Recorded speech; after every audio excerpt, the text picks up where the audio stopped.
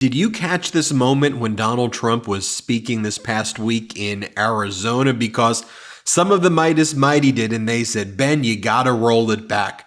Donald Trump, when he was speaking in Arizona, stated that he lost the 2020 election by just a little bit. An admission from Donald Trump. Hat tip to the Meidas Mighty who pointed this out to me. Let me play for you this clip. And then I want to talk about the broader implications of this admission, the broader criminal implications, and the broader implications in general. Here, play this clip. Is showing the arrow on the bottom shows that this was the lowest. This was the last week in office for me because of a horrible, horrible election where I got many millions more votes than I got the first time. But didn't quite make it, just a little bit short. We got to clean up our borders. We have to clean up our elections, or we're not going to have a country. But yeah, special hat tip to all the Meidas Mighty who showed that to me. By the way, did you see how Donald Trump just even looked in Arizona? Just take a look at him. I mean, he is very unwell. So here's the thing. Donald Trump goes place to place, and he literally kind of curses when he talks about the 2020 election, whether he's speaking in a church in which he encourages kids to start cursing, or in a high school, or wherever else he's speaking, and he's traveling fascist circus events that he calls rallies. He says, look, the 2020 election is BS, but he uses the words and just starts cursing. Here, play this clip. the election turned out the way it turned out. We got more votes than any sitting president in history, and we lost by a whisker. Bullshit, okay? Bullshit. Now, here is a kind of broader, quick supercut that we prepared at the MeidasTouch Network, just showing Donald Trump over and over again saying the 2020 election is rigged. It's short. I just want you to see this so we can kind of set the foundation, if we will, to talk about some of the other aspects that we're about to talk about. Here, play this clip. They're looking for the people that rigged the election, and that's the people they go after. They got away with something. They're never going to get away with it again. Look what they've done to the country. Then you look at January 6th. It was a rigged election, and we're looking at it, and almost everybody in this room agree. It was a rigged election. But we won much bigger with millions and millions more votes in 2020. It was a rigged election. It was a rigged election. They go after the guys that complain about the election, not the guys that rigged the election. Isn't that interesting, right? The radical left Democrats rigged the presidential election in 2020. They rigged the presidential election. The radical left Democrats rigged the presidential election of 2020. And it was rigged, and it was stolen. And if something happened where it gets stolen, because it's the only way they're going to do it, they're professional thieves. So, when I speak to a lot of people who are former Trump voters who tell me the moment that they stopped supporting Trump, what woke them up, and don't get me wrong, they regret being brainwashed by him then with all the other stuff. But there was this moment, and it often comes back to the January 6th insurrection, but not necessarily even the insurrection itself, believe it or not, but the January 6th committee, and specifically when the Donald Trump advisors were deposed and their depositions were shown. And it became clear to all of the kind of MAGA supporters that Donald Trump knew that he was lying. Now, look, we knew he was lying. And I think that a lot of these former Trump supporters who have now fled Trump and are now either Republicans voting for Vice President Kamala Harris or don't even consider themselves Republicans anymore, I think they're pissed that they were like, this guy fooled me. How could that have happened? And I say, welcome. Welcome to the pro-democracy community. You don't have to feel bad. Just welcome to the pro-democracy community. Let's save America. Let's save that incredible flag. Let's we the people save our incredible Constitution together in this pro-democracy community. That's what I say. We're welcoming in the pro-democracy community. But here's the moment. Let me show it to you where this deposition, I get thousands of comments like this, emails, direct messages. They say, Ben, this is the moment. Here, play this clip. The bottom line was, we told him there is a 5 to 10% chance of all of this happening. You can't go 2 for 3. You can't go 1 for 3. You need to win recounts in 2 states and win a legal challenge in Wisconsin. That has to happen, 3 for 3. And we think realistically there's a 5, maybe 10% chance of that happening. I was in the Oval Office, and at some point in the conversation, Matt Oskowski, who is the lead data person, was brought on. And I remember he delivered to the president pretty blunt terms that he was going to lose.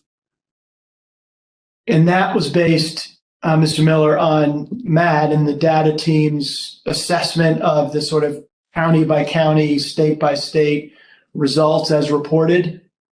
Correct.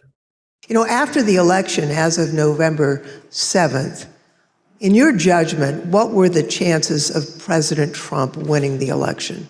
After that point? Yes. None.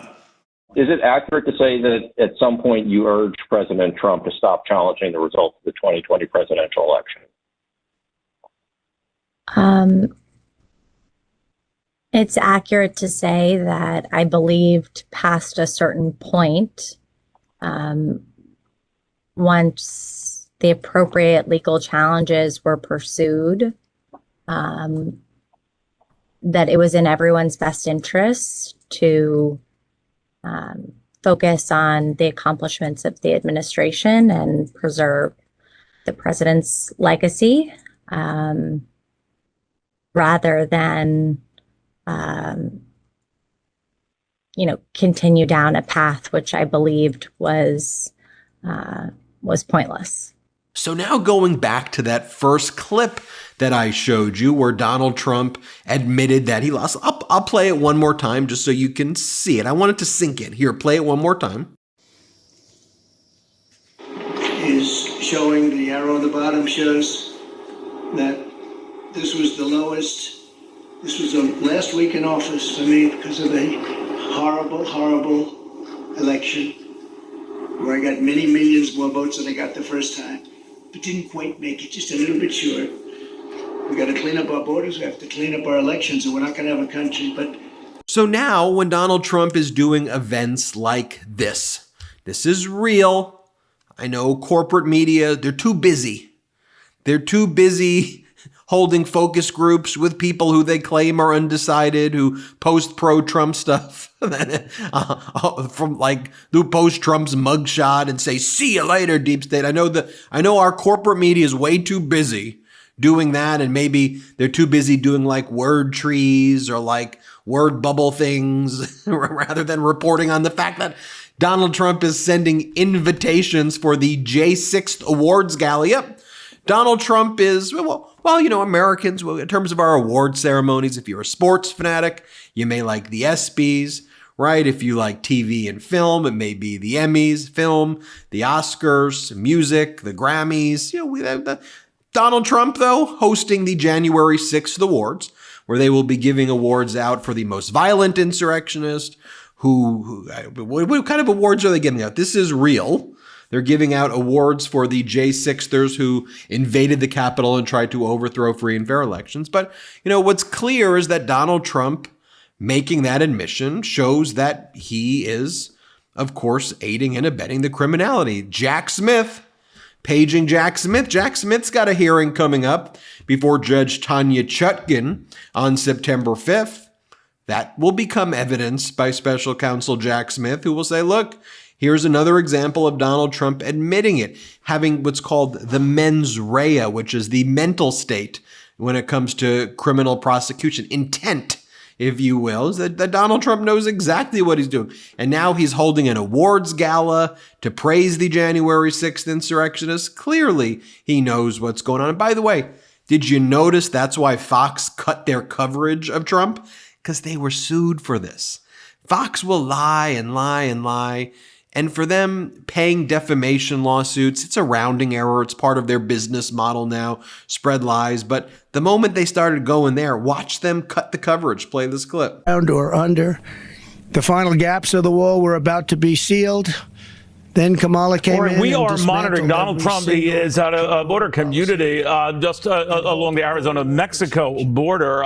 But all of this. So then News Nation, another media network, they then tried to interview Donald Trump.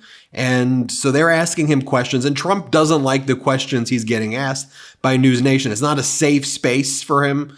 even though News Nations gives him some softballs, but this wasn't a safe enough space for Donald Trump. So Trump goes, watch this. Trump's like, we're in danger. We're in danger. We have to leave. Let's get out of here. Let's get out of here. We're in danger. Here, play the clip. In this area, obviously an assassin tried to kill you. Yeah, The sheriff's Can right I tell now, you something? Sure. We're in danger standing here talking, so let's not talk any longer. No, I know about it, but they don't want me standing here. They don't want you standing here either. Have a good time. Thank you very much. And so now Donald Trump is giving speeches behind like glass encasements. And that's where he's speaking because he hasn't really been able to pay a lot of stadiums and auditoriums, nor could he really fill them at this point. And so he's trying to do them as cheap as possible. So he has these like glass encasings over him. The whole thing is very strange. But I want to thank the Meidas Mighty who brought that clip to my attention. And it gives new meaning to him now holding the J6th Awards, where he will be awarding J6 insurrectionists for, quote, incredible courage and sacrifice, end quote. Just think about that. Think about that. So you may be new watching the MeidasTouch Network, and if you are, welcome. You may be undecided, independent. You may be a MAGA, because we got a lot of people here whose friends and family members refer, hey, watch this. Watch this. Give MeidasTouch one shot and watch this video. I'm speaking to you right now. Here's what I want you to really know. I want you to watch that. I mean, you saw this video. I just want you to know that in this pro-democracy community, we love that flag. We love our Constitution. We love our country. And we just want to point out that what you saw earlier in the video is a big danger to our country. And I know that you know that. I'm telling you that being a member of this pro-democracy community, we're not going to judge you. I'm speaking to you. We're not going to judge you for what you did, okay? I promise you. Just, it's courageous to get out of a cult. It's hard. I know. But there are so many people who have done it who watch this network, and I know you can do it too, okay? I'm speaking to you. Hit subscribe. Let's get to 3 million together. Thanks for watching. Love this video? Make sure you stay up to date on the latest breaking news and all things Meidas by signing up to the MeidasTouch newsletter at MeidasTouch.com/newsletter.